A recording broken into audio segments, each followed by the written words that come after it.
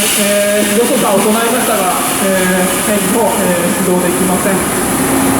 では、参入ギア、脱とします。操作盤と監視板ですね、参入ギア、脱となっています。では、エンジン始動できることを確認します。では、エンジン始動してください。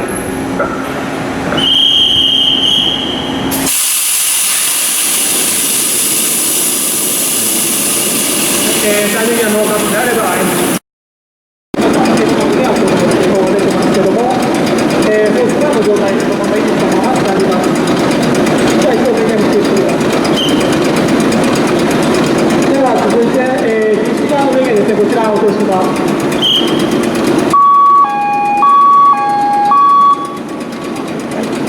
DC 電源送出しましたが、こちらも送出前の状態で、維持したままになります。では、供給します。では、続いて、AC/DC 両電源、送出させます。じゃあ、送出させてください。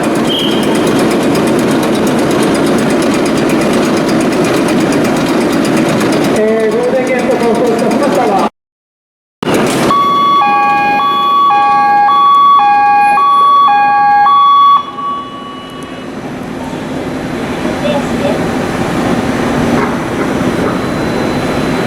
緊急停止が作動しまして、エンジンを発動しました。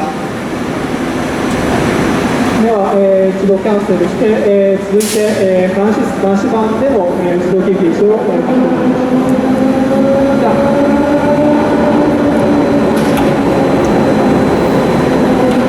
じゃあ上空からエンジン始動してください。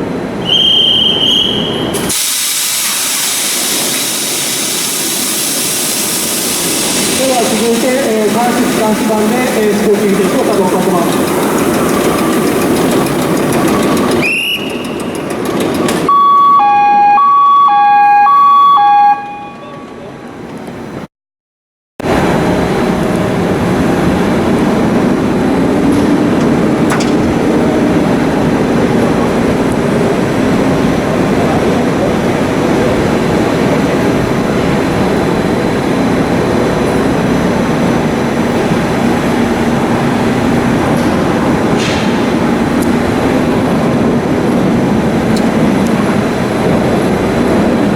メーターリレー、セットしましたので、ではこちらで、回転数を上げていって、作動することを確認します。